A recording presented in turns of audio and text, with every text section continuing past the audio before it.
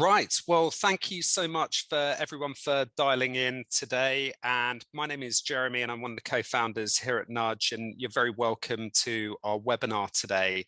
So we all know we're going through a period of exceptional volatility when it comes to our finances. So if we have a look at inflation, which is increasing the cost of living, we look at stock markets. So for example, the NASDAQ is down 30% year to date.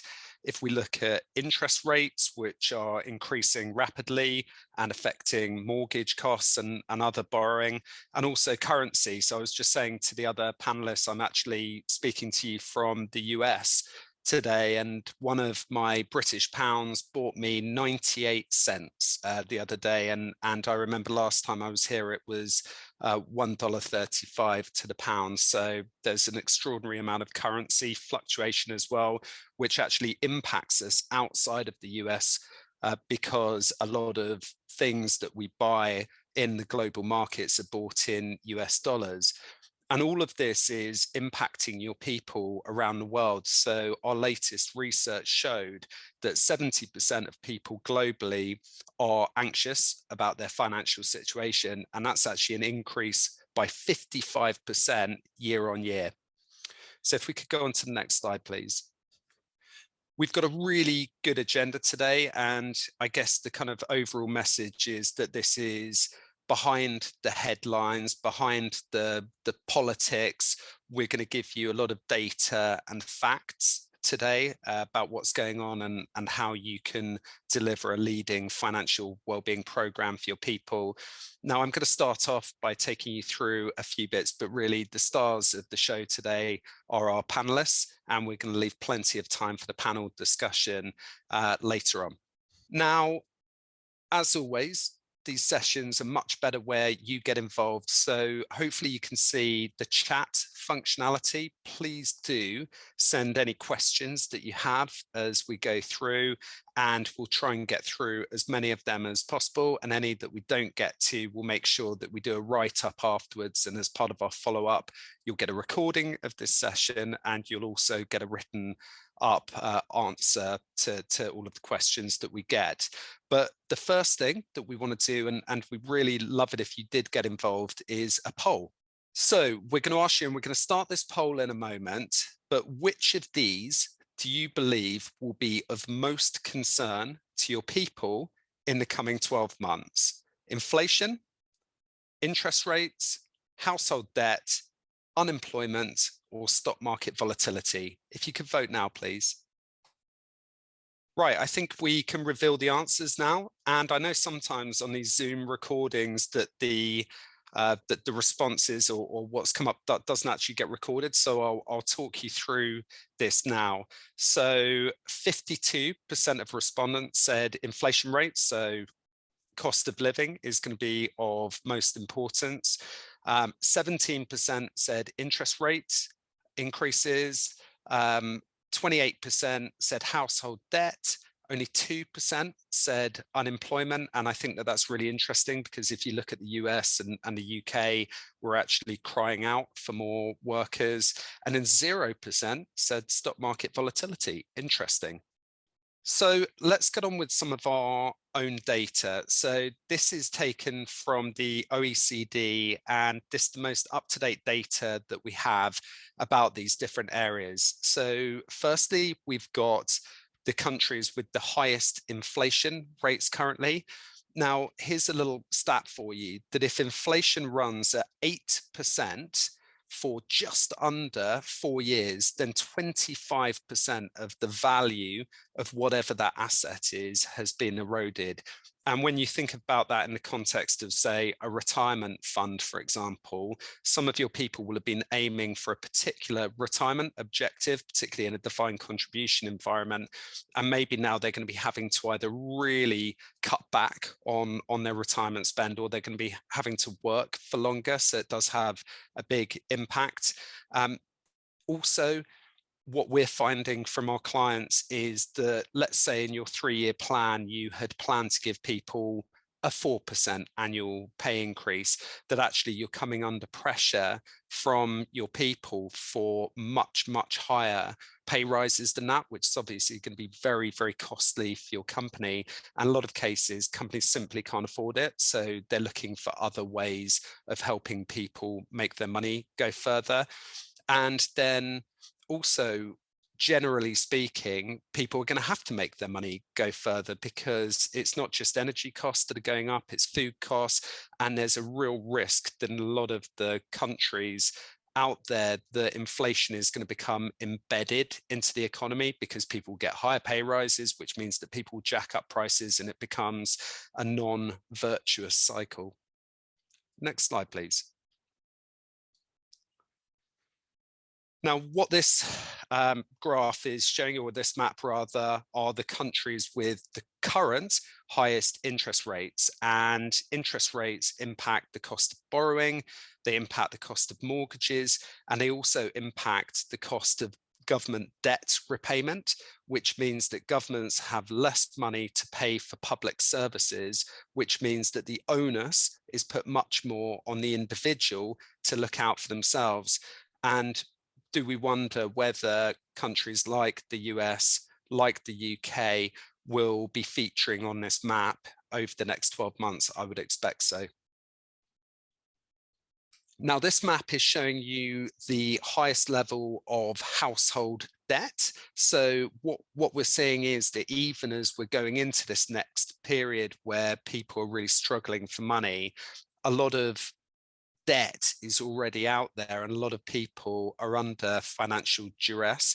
And with interest rates increasing, these debt piles are going to become almost unsustainable. And what we'd expect is that there'll be a lot more people defaulting on their loans, which is going to impact their credit scores, which can impact their finances for many, many years.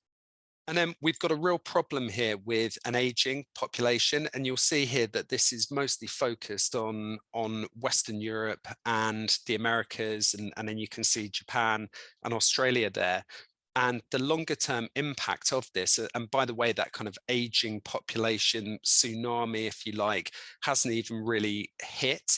So as the baby boomer generation get to the age of 80, 85, 90 and need a lot more medical care, then our government spending is going to come under even more pressure. So ultimately, what an aging population means is that there are fewer people paying tax, which means to pay for public services, which again means that people are going to be having to look out for themselves again, rather than relying on the government.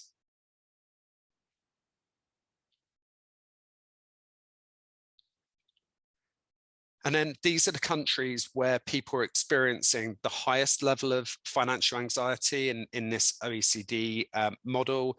And the point that I'd like to get across here is that often HR people talk about well-being in terms of pillars. And I actually, and I've said this before, and I will say it again, that I fundamentally disagree with that. And actually, I think it's much more like a Venn diagram. And I think that you cannot tackle mental health without also tackling financial well-being. The two are so closely linked. And then this is from our own research. So as I mentioned at the beginning, this research, which was independently verified by census wide across these 14 countries, showed that 70% of people are currently anxious about their finances. The majority of that worry, in line with the poll actually from the people listening today, was inflation, with 88% of people worried about inflation, and 62% of people are depressed about their financial situation. And then you can see on the right-hand side by country from highest to lowest where this phenomena is happening. So it really is impacting your people wherever they are in the world.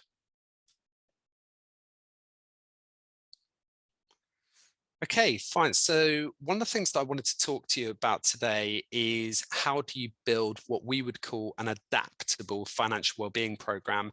So it goes without saying that your people are incredibly different. So their demographics, so their age, for example, their dependent status, their earnings, their aspirations and goals, your corporate or company objectives of what you're looking to get out of these programs. And the overall message is that these need to be very, very personalized to the individual needs of your people in whatever country they're in, and also need to take into account the local nuances with regards to culture and different legislation, for example. And what we would say is that we do not believe that just having one, what we would call a point solution, will be good enough. So, for example, payroll loans or some kind of savings scheme, for example, you need a well-defined strategy that is going to have a personalized financial education underpin in order to help all of your people and be for 100% of your people. So 3 steps that we would recommend that you take when considering your program. So the first point is about understanding your people now, or understanding the challenge that you're looking to address. Some of your organizations are going to be really fortunate and you're just going to go, right, it's the right thing to do. We don't really need to go and prove return on investment. We don't need to go and apply for budget, and that's great, but maybe aimed at those organizations where you're not as fortunate as that. The first question that I would urge you to consider is, what is the problem or problems that you're looking to solve with this? So to give you an example of some of the challenges that our clients come to us with, it might be attrition, might be a problem for you, or it might be you can't meet salary expectations, or it might be that you're looking to address your diversity, equity, and inclusion agenda because you know that your, say, women or ethnic minorities are being left behind. It might be your stock plan or RSU engagement. It might be about retirement. So there are dozens of these challenges that a good financial well-being program can address, but that's really step number 1 for your people. Step number 2 then is really understanding who your people are. So what countries are they in? What are your headcounts? What are your salary ranges? And all of those things which will enable a provider to really help build a fit for purpose program for you. And then thirdly, do you need a business case? And in which case, a provider should help you to build that based upon what your particular challenges are and help you put some dollars, cents, pounds, pence, euros against the return on investment. Secondly, it's what do you provide? So we're a very data-driven organization, and what we do is, you can see this model below. This is how we believe you should think about financial well-being in these 5 key buckets of your people's spending, their borrowing, the guidance they need, the planning they need to achieve their goals, and then saving. And then what I've done below is just added some example benefits that maybe you have a lot of these already that you can fit into this matrix in order to fulfill these particular requirements, all of which have a financial education underpin. So you can see here, maybe you have a discount program, or maybe you have payroll loans, or maybe you have access to coaches or advisors, maternity benefits, your retirement plans, I'm sure you have, or your share or stock plans. So it's about making sure that all of those benefits you have fit into this cohesive whole with that financial education underpin that's personalized to the individual to help guide them through whatever their particular requirements are. And then adapt. So our clients will know that we provide them with something called nudgeonomics, which is anonymized and aggregated management information, which enables us to see the financial health of the population, what their interests are, what their dreams and goals are, and so forth, by age band, by country, by salary band, or whatever it might be, to enable evidence-based decisions on either how you position existing benefits that you have, or give you the business case to offer new benefits that can be targeted at particular groups in your population. So let me pluck out of thin air an example. Imagine that you find out that actually you have an overweight interest in debt amongst a group of your people in Australia between the ages of 20 and 30. By understanding that, that means you can now target your employee assistance program at that group in a much more targeted fashion, rather than just throwing mud at the wall. So I think I'm handing over to Georgia now to introduce the panelists, but from my point of view, thank you so much for coming along today and speaking with our community. We really appreciate it. Fantastic. And thank you, Jeremy. Yes, a warm welcome to all of our amazing panelists today. So I'm just going to do a couple of brief introductions and then I'll get straight into the questions. And just another reminder, please do ask your questions in the Q&A box or the chat. This is definitely your time to grill our audience. So first up, we have Anna Pereira-Shaw, Consumer Credit Deposits and Payments Director for the Global Data-Driven Strategic Insights Provider at RFI Global. And Anna is actually joining us from Sydney. So thank you so much for joining us. And we've definitely got representation across the globe today. Then we've got Gareth Lewis from Saint-Gobain, Head Reward and People Analytics. Again, thank you, Gareth, for joining us. And finally, we have Georgia Rule from the AA, Reward and Business Partner. And of course, we've got our very own Jeremy on the panel as well. So I'm going to kickstart with you, Anna. I know we were chatting previously before the webinar, and you've got a real personal passion for financial inclusion and resilience. And I would love to know, from you, financial wellbeing, resilience. What does this really mean at the moment? In this climate of uncertainty. Jeremy really pulled out some kind of shocking stats at the beginning of this webinar. How have you seen this change in the past 6-12 months, especially kind of where you're based in Australia? Yeah, absolutely. Thank you, Georgia, for the question, and thanks for having me here today. I think the interesting thing about financial wellbeing is that it does encapsulate elements of, it's not just one thing, it kind of is a combination of literacy, capability, resilience. And I think, especially in the last couple of years, there's been increasing dialogue about this idea of resilience. I think particularly with the level of uncertainty that we saw in the pandemic, people who were previously in roles that they kind of felt were secure. For example, hospitality, it's normally quite secure. And then suddenly you've got a lot of people working casual or full-time roles who suddenly lost income. And I think something that really came out of the pandemic in particular, but also I think it's this interesting last couple of years of, global uncertainty, financial stress, and now rising costs. Jeremy mentioned, the inflation and currency conversion and basically the increasing cost of living. And thinking about all that financial stress, I think there's been a real understanding of the importance of the ability to have a safety net or the ability to pay for unexpected expenses. And I think that's something a lot of people had to learn the hard way. And I think it's something we've seen in various global data sets, including the RFI Global data set. I mean, in Australia alone, we saw a really high proportion of the market saying that they did see their income decline. This was data from mid last year. We saw that it was about 2 in 5 Australians saw their income decline, and particularly younger customers, particularly people in casual employment. And I think financial wellness, it's something that we're talking about more and more because it's something that people really just are having to think about because they've been confronted with the fact that they need to pay their bills, but it's becoming increasingly difficult. Or, something happens, their car breaks down, their fridge breaks, and suddenly they're realizing that they need to turn to short-term debt solutions or utilize their credit card or use buy now, pay later or leverage different solutions that perhaps previously they would have felt that they were okay to not have to do that. So I think we can't really escape the uncertainty, but it has had some increasing conversation around, resilience and how we can build resilience and what tools are particularly effective. You mentioned nudges. I'm sure we'll talk about that a little bit more, but I think there's a lot of opportunity to just think about specific tools and supports, but also, there's, not one size fits all approach. It's really about thinking what are the unique needs of different people and how best can we address them and how can we really think about, really the financial stress that people are experiencing and how unique that is to different climates, different markets, different contexts, and for different groups as well, really feeling this harder in particular scenarios as well. No, that's great. And some of those points you raised, I know we were literally all nodding on the screen. So I'm pretty sure we've got a fair few people nodding who've joined the webinar as well. So no, thank you, Anna, and that was great.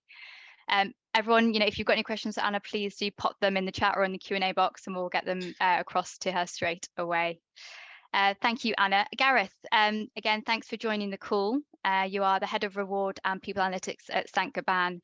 And, earlier last week, we were chatting about, what you guys are doing at Saint-Gobain, especially how the cost of living crisis has really affected your manufacturing lines and more importantly, the everyday lives of your employees. So what have you noticed from those differentiating kind of groups?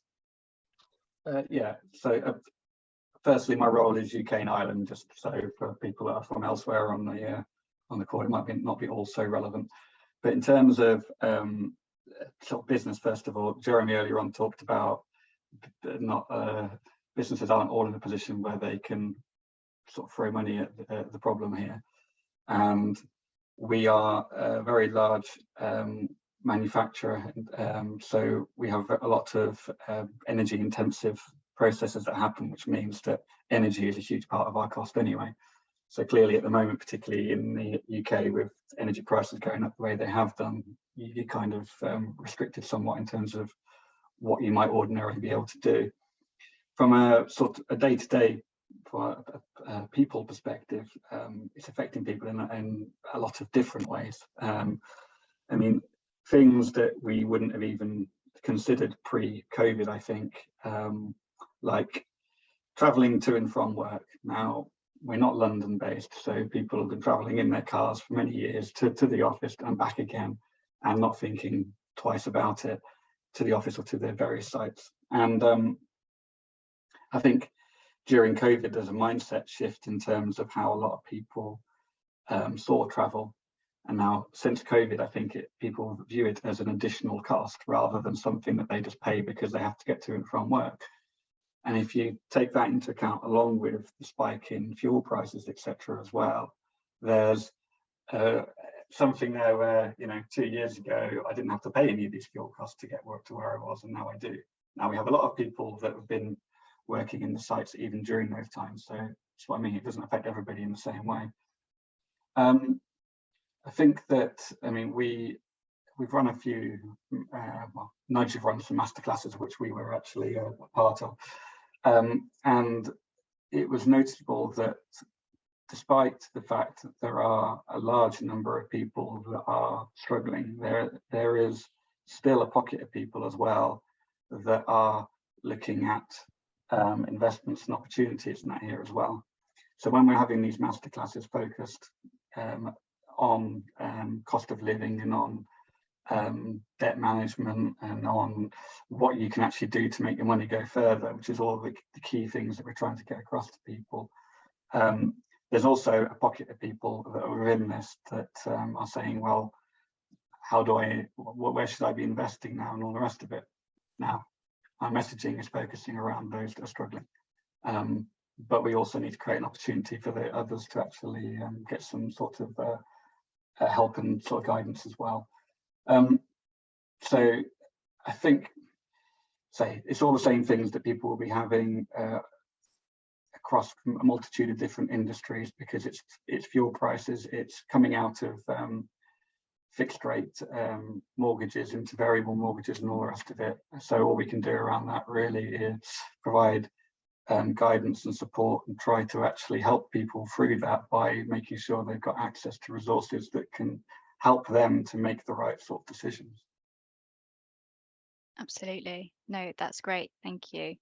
And you mentioned about those masterclasses, and I know we briefly again kind of spoke about those like timely hints and tips. Be great to kind of get any more examples of those that you have that have really kind of helped your people during this time. I guess if you've got any kind of engagement or results of those as well, it'd be great to hear. Yeah, well, I think first of all, the masterclasses that we've run, it's the first time we've run them this year, and very well received. And I think a lot of people liked the fact that they're very human in approach. It wasn't lots of financial jargon, and the people that maybe were a bit reluctant about attending a financial sort of webinar because they're worried about getting out of depth quite quickly in terms of their knowledge. It isn't like that. And I think that what that led to was the fact that we ran 2 of these sessions, and we had about a 20% uptick in terms of the attendance on the second session versus the first, I think, because word of mouth had got around after that first session. It's also noticeable that people, anecdotally, they were saying that, people were sharing these hints and tips and stuff with others, on the shop floor, etc., as well, which is really how these things start to make a big difference. Because the best will in the world when, you know, I as the head of reward, or when somebody like HR director is trying to actually speak to people about a lot of these things, it doesn't hit home in the same way as your mate who works over there comes to you and says, guess what, I did this the other day and it saved me a fortune, or actually I didn't realize this, but I just made this change in terms of you know, the sort of phantom devices or whatever that Gabs talks about on the masterclasses, and that turning off all your, you know, Alexas and things like that when you're not using them. Just by doing that, I could see that it saved me money and stuff. So there's lots of useful bits there. The nudges in terms of the sort of other instances, I think what we've liked about Nudge, and we've been with Nudge for 4 years now, and I think it's the fact that when things like the mini budget, which wasn't quite so mini after all, on Friday happened in the UK, there was a way of getting information to people that was more specific about, okay, these are the bits that you can probably take from it that may impact you, and this is the sorts of things that you might want to think about doing about it. I think that's really good. What I would say is, I think where the masterclasses work really well, and I think part of that is the fact with Nudge being independent, I think it really adds a lot of credibility to what it is that you're saying, and by virtue of that, what we're actually saying to people. So we try to keep the amount of company bits that we add on those masterclasses to a minimum, because we want it to be more about sort of the arm's length stuff and the stuff that is the bread and butter of Nudge. But there are lots of links that we could make to things like, well, you know, we have discount platforms where you can actually go on and save on your weekly shop, and this is how you can actually do something around that. We also took the opportunity to try and talk to people about, you know, a temptation to try and actually save money is to cut back on some of the expenditure that you can see on your payslip, for example. So pension being a key one. And so we took the opportunity to say, well, there are some people that may be in a situation where this is unavoidable. And if that's the case, then, you know, of course it's there. But if you've got an option to cut back on anything else first, consider that being the last option, if you like, because by not doing that, you're also you're meaning that you're probably going to have to be working longer, or you're going to have less in your time, as Jeremy was talking about earlier, and also you're missing out on some of the extra company sort of matching that you get on all this stuff. So I think it's a good way of trying to get the balance right between these are things that everyone can actually do and look at in terms of helping their money go further, or helping just to sort of be a bit more savvy or understanding about some of this stuff, and supplementing that with, and by the way, as a company, there's a couple of other things that we can also try and help you with more directly. Just got one other comment on, which is links directly to what Jeremy was saying earlier on. We've got a global environment, health and safety day in a couple of weeks' time. And this year, the amount of people that have come to me from different sites, different businesses within Saint-Gobain to say, we're focusing on mental well-being this year. And it's great that the actual link that they make directly is mental well-being, Nudge, financial well-being and mental well-being. I think for a lot of our HR people, at least, it is considered to be one and the same, and it's not a leap from one to the other. And yeah, I agree completely what Jeremy said on that. It has to be. When we've been running these things, even before we had Nudge, when we have these, you're doing your health age and things like that on various sites, people were declaring where their concerns were. Even back then, the majority of people that said that they were suffering with kind of some sort of suffering mentally in some way because of stress or anxiety, put it down to financial worry. Now, you know, you said the stats earlier on, that can only be getting worse, of course. So anything we can do to try and sort of directly link to that, I think it would help. Anyway, I've probably spoken enough for now, so over to you. No, that's great. Thanks, Gareth. And we've already had some questions coming in, so I'll let you catch your breath and have a sip of your tea, and we'll come back to you. Georgia, kind of also, first of all, great name. You're the reward business partner at the AA. So I would love to hear about, your current journey, what you kind of working on at the moment at the AA to support your people's financial well-being. Yeah, so it was actually really funny listening to Jeremy do his slides, because I can tell that I've been working with Nudge for a while now, because the journey I've been on with the AA follows a very similar trajectory to what Jeremy outlined in his slides. So when I joined the AA 6 months ago, they'd already started their financial wellbeing journey, but they were very early in the days. So I'm probably here to give a bit of a viewpoint from a private equity organisation with minimal free cash, where we are in that situation of not just being able to throw money at something that we know is a very important situation. So when we're looking at our journey, we've kind of split it into 4 phases. And the first phase being really understanding our current financial wellbeing landscape and what I was inheriting. So prior to the pandemic, financial wellbeing at the AA didn't really exist. And then when the pandemic hit and we had lots of employees on furlough, and we knew that financial worries were going to be becoming more of a priority for employees, the wellbeing team did what they could. They set up a page in our wellbeing hub, which was dedicated to financial health. It had links to external sources and tools and support for people. But that's where their expertise ended, and they weren't able themselves to take it any further from both a capacity and a knowledge perspective. So when I joined, I reviewed what was on there and also what we had already available to employees. So looking at our current engagement statistics with that financial wellbeing page, looking at what support we had available with our current suppliers, to understand exactly what it was that we could tap into. And we live in a data-driven organization, so we talk about the different demographics. We have an extremely diverse demographic at the AA. Half of our workforce are patrols. They're out on the road. They're not in an office location.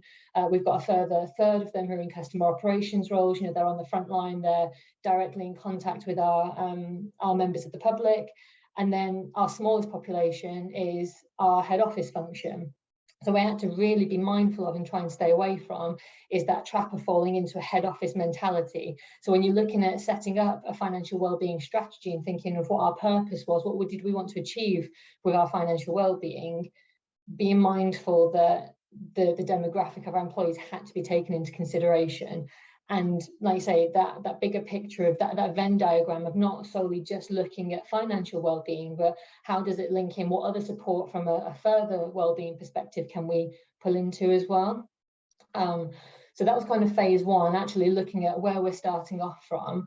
And what that was actually very helpful for as well, understanding those base level statistics allows you to really focus your priorities in a really dedicated way. So you know what it is that you're trying to achieve. You can set those targets which are measurable. You've got the data there to actually see, if I communicate with employees in this way, can I see a take up from that?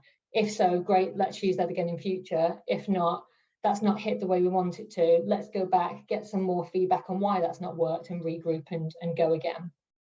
So once we had that thorough understanding of what we were starting with, moved on to phase 2, which was the design of the new wellbeing strategy. And this is where I'll kind of contradict slightly with what we said. Wellbeing as a whole, Venn diagrams crossover, 100% agree with. The way we have chosen to set up our financial wellbeing strategy, just looking at the finances, is very much around 4 pillars.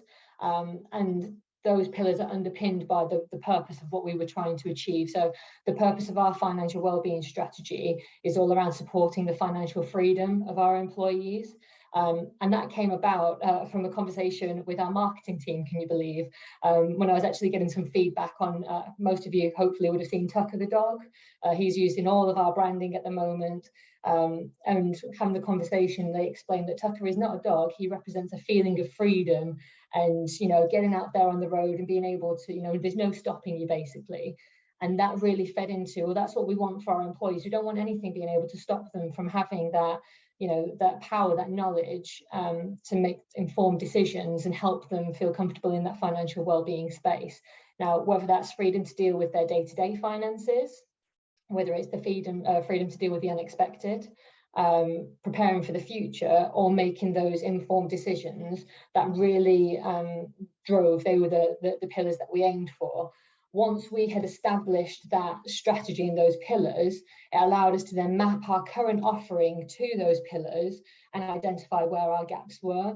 And when we talk about things like the unexpected, yes, you're talking about things like, you know, the boiler going bang, or, you know, your car needing a new exhaust or something like that. But also things like, you know, if a loved one was to pass away, or, you know, someone within the workforce, so things like life assurance, will writing, preparing for that type of thing as well, which no one likes to think about, but educating our employees that they know that those things are there. And what we were able to see was some quite glaringly obvious gaps in our offering, and it was mainly around the education side. And what that then allowed us to do was to set out that short-term and long-term plan for the solutions, with the short-term being, what can we do now as an immediate fix that's not going to cost the business anything, but is going to significantly improve the lives of our employees and give them access to tools that we already have. And some of the tools, I was surprised to find out that we had, like, no one had mentioned them, no one was tapping into them. Trying to find information on them was really difficult. So improving the ease of access for our employees. And then we will move into the longer term solution, which is putting the business case together for why a formal form of financial education like Nudge can help us, particularly targeting those demographics of employees. You know, one of the biggest challenges we faced is how we cater for and how we communicate to such a varied workforce. You know, we think of the patrols, they're not on laptops, they're not necessarily reading their emails. You know, they might go on Yammer every now and again. You know, we're trying to tap into more and more WhatsApp, text, however it is that they choose to be communicated with, something like Nudge that really allows you to tailor your messaging to that individual, and they can see the value of, yes, I'm not got to scroll through all of this, that's not relevant for me, I don't really understand that. It's really easy for them to digest at the time when they need to know it. Is going to be a really crucial step forward for us in our financial well-being journey. No, that's amazing. Thank you. And I love that kind of financial freedom kind of piece as well. It makes you feel kind of empowered already, which is fantastic. Jeremy, we've actually had a couple of questions come through on the chat, which is fantastic. So guys, please do keep getting your questions in there. But Jeremy, this one's for you. So we have different challenges for employees depending on their location. We aim to address this fairly across all populations, but challenges are different. One country may have high inflation, another may be struggling with extreme increase in house rental prices, an example. How can we offer targeted benefits while not seeming to favour a particular group or challenges over others? We can't fix them all, but it does seem unfair. Yeah, so if I just answer it from the through the lens of how Nudge approaches this problem globally. So we're in over 80 countries, and we believe that there's a base level of education that we can all enjoy that's globally applicable. So things like how to budget, savings, investment markets, how to teach your kids about money, and so forth. But then the person who put the question through is absolutely right.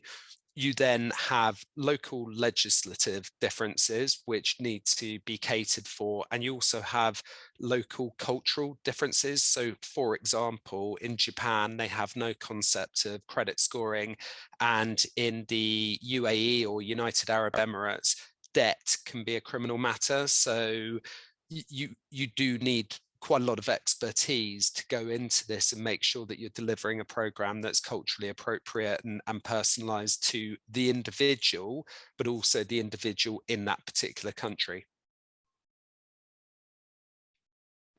Amazing. Thanks, Jeremy. And hopefully that's answered your question. Let us know if you want anything further. Georgia, I've got a question from you, from the audience. Do you have any examples of any of those tools that you're currently using and where you can obtain some of those tools that the AA are leveraging? Yeah, so most of them, I have to say, came from our pension provider, Legal in General. So things like we had access to a pension microsite, which held a course called Midlife MOT that anyone over the age of 40 should really be going to do to check their financial health. And it's part of a wider course that links in with their nutrition and wider health as well. So that kind of Venn diagram crossover between the well-being piece really pulls out there as well.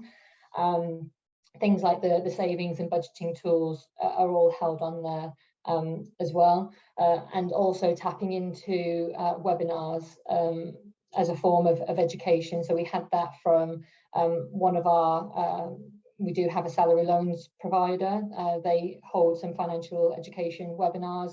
They have been holding them around the cost of living, but tapping into things like the Money Advice and Pension Service, they hold a series of fantastic webinars which are free to tap into as well. And things like private medical insurance, any of those providers that you're paying a service for, it's worthwhile having a conversation with them to say, what kind of education can you provide, whether it's in the form of, you know, collateral, or if it's webinars or tools that they do provide that you're not necessarily aware of, that you can then just raise awareness of and say, and create that ease of access for your employees. Thank you. Thanks, Georgia. And Gareth, this question I think could be perfect for you. So how do you increase the awareness of your current financial benefits and usage of these?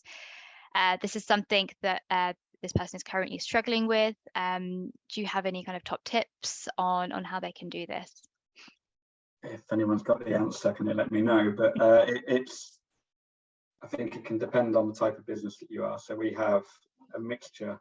So within Saint-Gobain, we have more sort of traditional, like retail type outlets for our distribution businesses, so Juice and the likes of them, where we have lots of stores, if you like, throughout the country. Sometimes they only have 3, 4, 5 people actually within the store, and other times they're much bigger. We also have manufacturing sites where there are, you know, up to hundreds of people on the same site.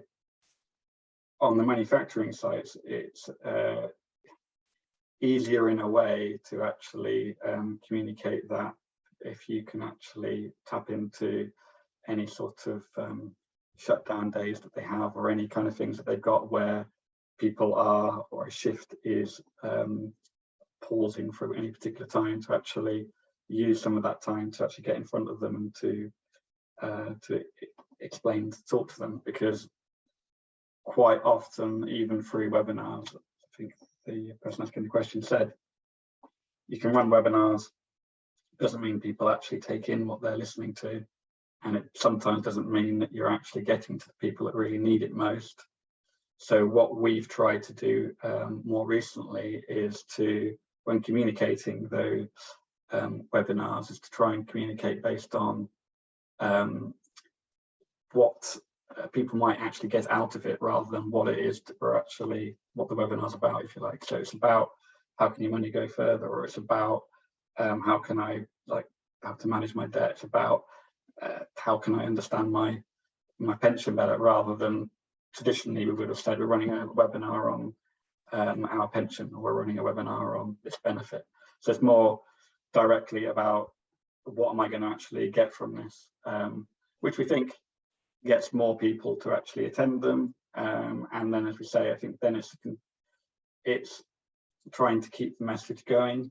I would be lying if I said that we've cracked this. We haven't. We've got the same problems. And it is a difficult one to actually get to some people. Some people, I think, it doesn't matter what you do and how you approach it, they're resistant to anything that might be provided to them, because they want to come to work, do their job, go home, and anything outside of that isn't of interest. But I think the vast majority of people you can actually get to. It's just how you actually do that. And I think a multi-channel approach is the only way of really doing that. The the dream, if you like, of what we're actually trying to get to at the minute is to get people who are locally on these various sites in our branches who believe in these things enough themselves that they are the ones that talk to others, they are the ones that spread the message. Because as I said earlier on, I think when you've got a friend or a colleague that you've known for years actually talking to you about this stuff and telling you why you should pay attention or why it's interesting, that's the best way of getting through to the people that maybe have got their heads buried in the sand because they don't want to know about how bad everything is. They already know it's bad. They don't want to know. They want to go to something and find out why it actually is even worse than they anticipated. So that's the way through it, I think. But yeah, whether it's the answer or not, I don't know. No, thank you. Yeah, and I think you're right. Kind of, it's that personalization piece as well, and really kind of getting through to them with the right messages, and to help them at that right time. Ada, we've got a question. Can I say, Georgia, if I can build on that. So 100% agree with what Gareth's saying about, you can't force people to engage with your messaging. And as an employer, all you can do is make it as easy as possible for them to access the information and make them aware that it's there. Some of the things that we have had some success with at the AA, I say one of our biggest challenges was communicating with that patrol force and the frontline staff who, they're not on email, they're not necessarily having the free time to access webinars unless it's in their free time, was a verbal cascade. So tapping into that leadership network, partnering with the business, getting their buy-in, making them understand how important that financial well-being message is, or whatever it is that I say the tailored messaging. We're trying to increase the take-up of our enhanced pension contributions. It's important for your employees because of X, Y, and Z. Providing them with collateral, whether it's a one-pager that really visually gets the message across, and then relying on them to cascade it down to the front line. We did see a big intake and engagement with that. And it's not going to be popular from an ESG perspective. We've not been in a position to do it ourselves because there is an added cost. But sometimes for those people with frontline staff, printed collateral really is one of the best ways to target those populations who aren't going to engage with emails and webinars. Definitely, yeah. Having that varied method of communication is something that, you'll get in front of somebody somehow for sure. Anna, we've got a question for you. So what role does financial education play in, improving financial well-being from your perspective? Yeah, thanks for that one. I think a point that has really sort of changed my perspective on, I think, the power of financial literacy as a kind of lever for financial education is thinking about financial literacy as kind of the thing that gives you the knowledge and the skills to make financial decisions, and then capability is going deeper than that. So it gives you the confidence to make decisions, and these are the decisions that influence your longer term outcome. And as a result of this, as a result of literacy and then capability, it helps you build resilience, which I think is really important in that climate of uncertainty. And I think that speaks to kind of some of what Nudge is doing as well. And I think as, thinking about that, the idea of resilience, being able to deal with stress and unexpected expenses. But I think the other element with financial education and financial tools is helping customers understand their own position, because I think there's real value in empowering customers with their own information, whether that's, I think there's a lot of people who they grew up with money being stressful. Money is stressful now. People don't check their bank balances. You have a conversation with your partner about money and you learn whole new things about how they think and what you thought you knew. And I think that money can be really confronting. And if you can give customers information about their own financial position, how much debt do I actually have? How much is actually coming in? What am I actually spending? Like, it's the first time you learn the breakdown of your expenses, it's really confronting. And I think if you can give customers that tailored information, was what you were speaking, Jeremy, about the one size fits all approach, you kind of need to make sure it's tailored. And I think that's so important with financial education, make it relevant to me, because if you're teaching me about a situation that I just can't relate to, I'll glaze right over. But if it's something to do with a situation that, ties in with how I'm feeling, the stress that I'm going through, or even just better understanding my specific situation, that can then help me make the decisions, whether it's, paying a little bit extra on my credit card each month, whether it's saving an extra 50, 100, 200 a month so that I can get to the next step of buying a home, a car, or whatever it might be. But, you know, using your own information to help you have, you know, aspire to have financial goals and, you know, reduce financial stress. But I think the really key thing with financial wellness and education is understanding your own situation, and then also just thinking about, you know, literacy, capability, and then the resilience that comes from the capability, which comes from the literacy. So it's sort of this journey that you go on. And I think the resilience is just something that will become increasingly important. As we were saying in the beginning, you know, it's something that we just can't, we know it's just going to get harder. So I think it's just about, you know, making sure customers understand the situation they're in and just help them, you know, feel confident making those decisions and understand that situation that they personally are in, so that they kind of feel that, you know, they're working on their own situation rather than trying to put someone else's solution onto them and feeling like it's not working and sort of putting it in the too hard basket. No, absolutely. And yeah, I love that kind of definition and that circle that you just described. Thank you so much. Jeremy, I've got a question for you from the audience.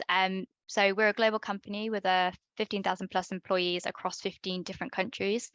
So naturally, they're particularly interested in a global scope and in-country localization to really ensure that the content is relevant for all of their people. How would Nudge go about delivering that, or is that something that Nudge can do? Yeah, well, I'd need to speak to you to understand the countries you're in, your head counts, your demographics, and so forth. But yeah, absolutely, that's exactly what we do, is help global organizations with people in different countries who have a desire to deliver something that's consistent for their people, but takes into account those local nuances. Fantastic, thank you. And then I have another question that's just come in. Has anyone from the panel seen a shift in employee behaviours? You know, an example of like pausing, reducing their pension contributions. And also, Jeremy, this is a kind of a second part of this question. Could you offer any thoughts on how to ensure employees don't really make those short-term decisions that could really have those potential long-term implications? So I'll open it up to the panel, unless, Jeremy, you want to go for it first. Yeah, I can do. I think Anna said something brilliant, which is absolutely about making it true and relevant to the individual. So, you know, retirement and pensions for young people can be a real turn-off. But I think if you talk to them about saving in the context of something that's meaningful to them, like you know, going on holiday with their friends or getting on a housing ladder or whatever it might be, you start getting people into those behaviors, and then the evidence is that those behaviors then last with you throughout your life, so that you are more likely to contribute more to your retirement plan, for example. So I would absolutely echo Anna's words there about making it personalized, relevant, tailored to the individual. I would say we've actually seen a reverse, because one of our aims that we were trying to achieve and we targeted ourselves on was actually increasing the number of employees that we had saving into a pension scheme. We've seen our memberships increase. Now, what we haven't had a chance to do at the moment is delve into that a bit further to see whether we're seeing a change in the level of contributions, the number of people in our enhanced scheme versus just auto enrolment. So there's further analysis to be done there. But I do think we have to be really mindful that, you know, for some individuals, and it will be a small population, but for some individuals, finding that balance between, you know, quality of life right now and preparing for the future is going to be a real challenge for some people, and getting that balance right, you know, that's not something that us as an employee can necessarily answer for all employees, but I say trying to give them access to support lines or tools that they can tap in to have those conversations is kind of where our responsibility lies. I think on the pension one specifically, we've not noticed a greatly increased number of people who are coming out of pension, but what we have noticed is, through talking to people in general, there are a greater proportion of people who are opting out when given the opportunity at the beginning. And I think partly it's basically plays into what Jeremy said. Those people that had already been paying into it for a few months, you know, actively thinking, oh, maybe I should come out of the pension, isn't the first thing that you think of. Whereas receiving a letter through the post saying you've been signed up to this, you can opt out, I think is far more of a thing of saying there is a trigger point here for it. So I think some of the thing maybe we could do more with at the moment is for those new starters, etc., trying to sort of get the messaging across to them as to, yes, of course you can, but should you? That's the big question. Should you do that? Or are you basically causing yourself a problem down the line, maybe? And it will depend on your company's individual pension scheme as well. So, for instance, at the AA, our enhanced scheme has additional life assurance connected with it, which isn't available to our auto-enrolled employees and those who opt out of a pension, unless they're then willing to pay for life assurance themselves. So, you know, if your scheme is set up in a way where there are additional benefits to being in the pension, making sure you really communicate those in a timely manner and in a way that, let's say, is relevant to those employees. So if, you know, I'm going to an onboarding session with a bunch of graduates, my messaging to them is going to be completely different to, you know, if I've got someone who's a senior director or beyond. So yeah, again, it kind of sounds like the same, but it's tailoring the messaging and depending on what you're trying to achieve. I think that there's also an understanding piece in that, so it's not costing you, for example, 4% because of the salary sacrifice impact. So actually take a step back. This is what you're actually saving. This is what you're giving up. Some people won't be able to afford to make any other decision. And, you know, some people are, particularly at the moment, are in a situation where they're looking for every penny that they can actually save. And okay, if you're in that situation, you're in that situation. There's not much that we can kind of do about it directly. But the majority of people aren't quite in a situation that is that desperate. And therefore, that's the thing where I think any of the messaging around any of that stuff, so what George just said, and, you know, really trying to educate them as to what it is they're giving up, I think is key. And that is a really, really interesting point, actually. And, you know, from a financial literacy point of view, you know, I implore any professional, if you want to improve an employee's understanding of anything, salary sacrifice is one of the key things for them to understand. So when you work in the reward or the finance space, it's really easy for us to think, oh, salary sacrifice, it's obvious. You know, it comes out your gross pay, not your net. You know, but all of that to some people can seem like jargon. And trying to break it down, whether it's in a diagram or really, really simplifying it for people, you know, assume that you're explaining it to someone with absolutely zero financial literacy, and go from there and build on. That'd be crucial for employees to understand.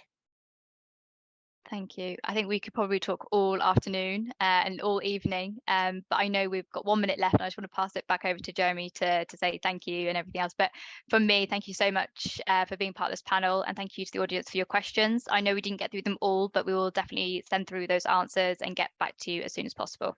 Thank you. Jeremy, over to you. Yeah, so huge thank you to our panelists for giving up their time today. And I personally found that really fascinating and useful. And yeah, thank you so much, guys. Really do appreciate it. And I guess just a kind of a very few words for me to wrap up. The financial literacy levels around the world are actually shocking. So pretty much every country in the world, they're in single-digit percentages, the number of people who are taught financial education and financial literacy at school. And so we've got a bit of an uphill battle here. But do you know what? When people are able to make financially educated decisions, because money touches every part of our lives, something really wonderful happens, where you can make those controlled, informed decisions and take action to better your life. And here's some statistics just to wrap up. So those people who are supported through financial education benefits by their employer are 20% more likely to experience hope and contentment with their finances, 24% more likely to be connected to their employer, so that whole kind of attrition piece and engagement piece, and they're 20% less likely to experience anxiety. So there are some brilliant outcomes for those people who take the effort here. So that's it. Thank you again to the panelists, and goodbye.